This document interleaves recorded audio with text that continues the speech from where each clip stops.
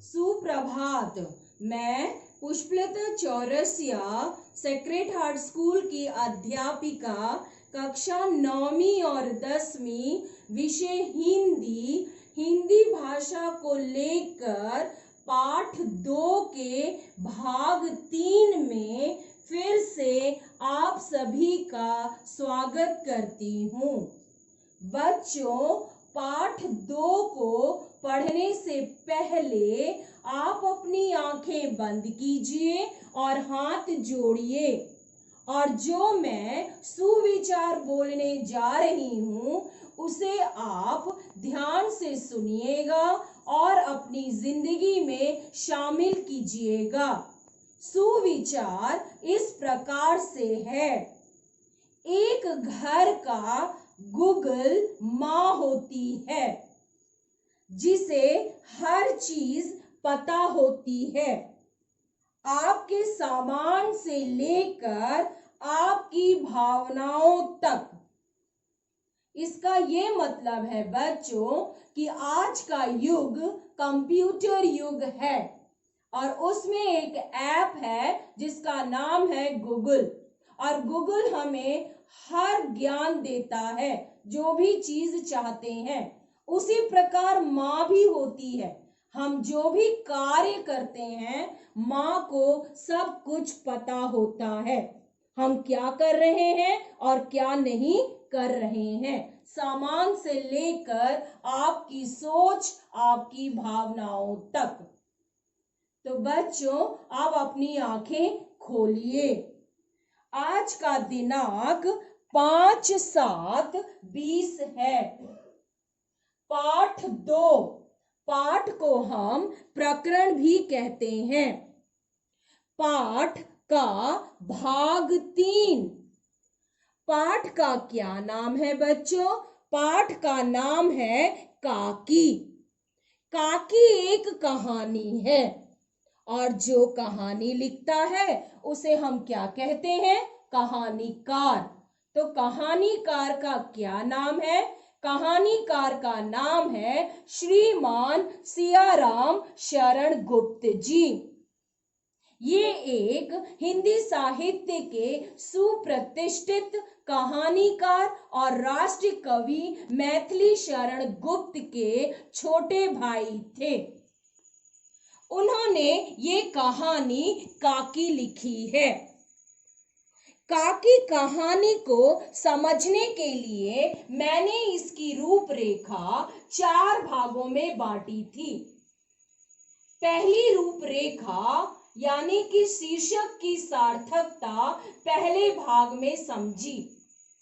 भाग 2 में हमने श्रीमान सियाराम शरण गुप्त का परिचय समझा या उनसे अवगत हुए।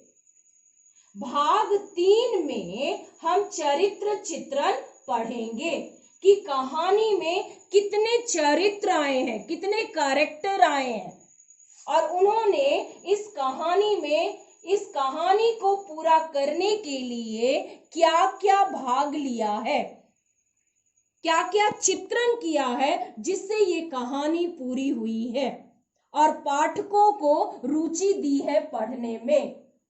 और चौथा, पृष्ठ के अनुसार पाठ का परिचय, जो अन्य भाग में हम पढ़ेंगे, अभ्यास करेंगे और उसे समझेंगे। तो आज भाग 3 में 3 रूपरेखा चरित्र चित्रण को हम पढ़ेंगे और समझेंगे भी। काकी कहानी का क्या मतलब है? काकी जो है उसका मतलब है माँ। कहानीकार ने काकी को माँ कहा है। इसमें एक बच्चे की करुणा, वेदना, भावुक और संवेदनशील को प्रस्तुत किया है कि किस प्रकार बच्चा मातृ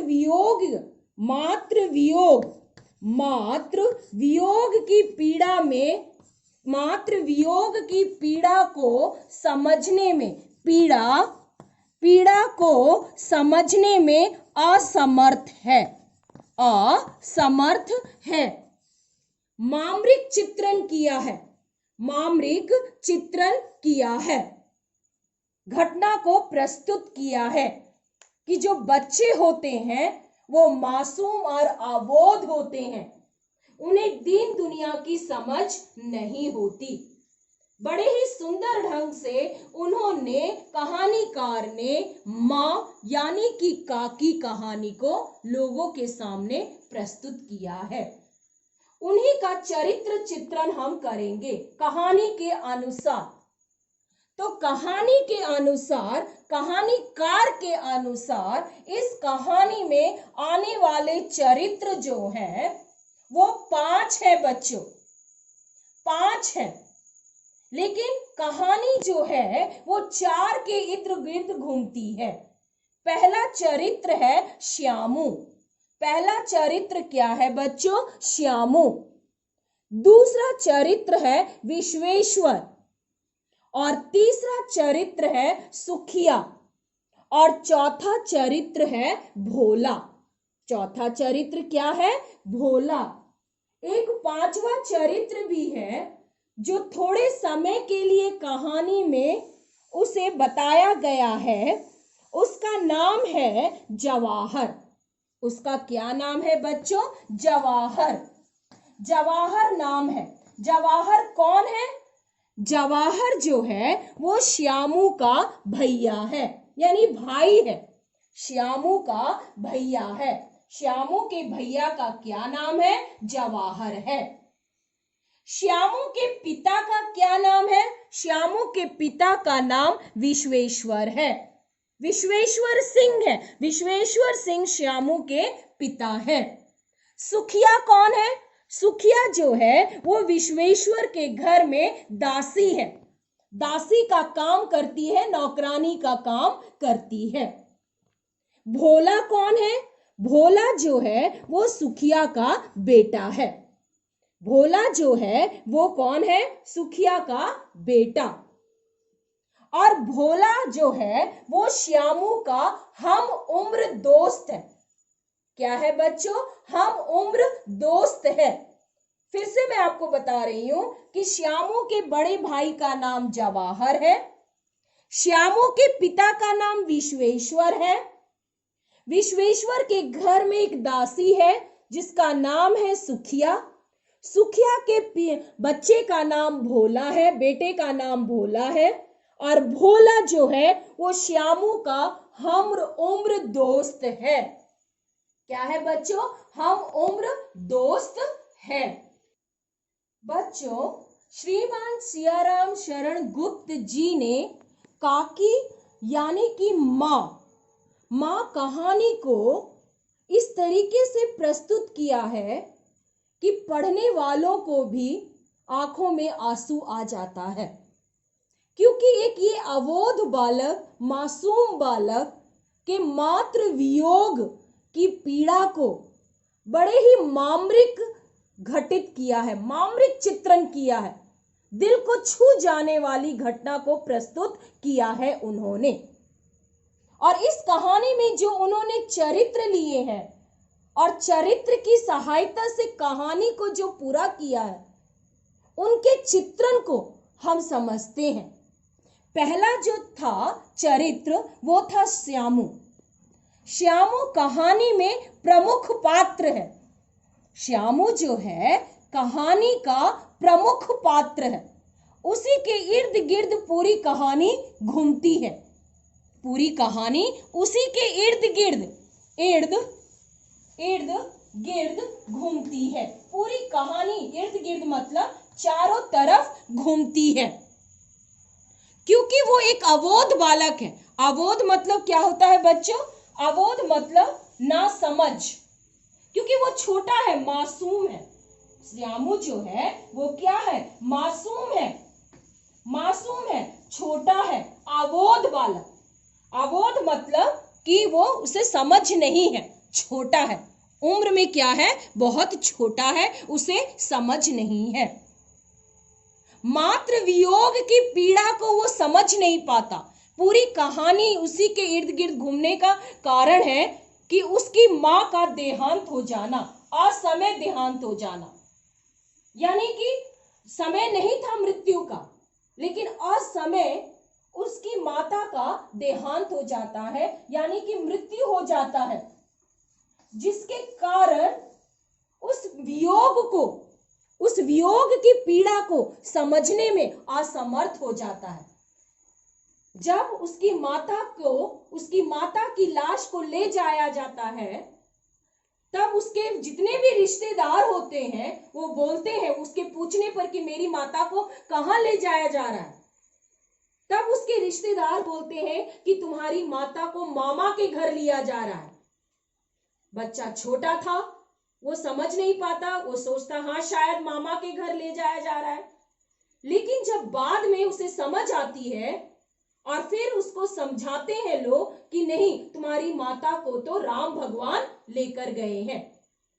उन्होंने राम भगवान जो बोला वो एक मुहावरे के रूप में बोला, लेकिन बालक था, वो तो अबोध था, मासूम था। उसने सोचा कि मेरी मां भगवान के पास गई है तो मैं बच्चे पतंग बड़े ही शौक से उड़ाते हैं, बड़े ही शौक से पतंग उड़ाते हैं। उसने सोचा कि पतंग की जो रस्सी होती है, उस रस्सी के द्वारा मैं अपनी मां को भगवान के घर से वापस बुला लाऊंगा, राम भगवान के घर से वापस बुला लाऊंगा। तो ये जो चरित्र है बच्चों, ये अबोध बालक को प्रस्तुत करता है, और ये जो चरित्र है वो मातृ वियोग की पीड़ा जो वो सहन नहीं कर पाता, असमर्थ होता है, उसको चित्रित कर रहा है।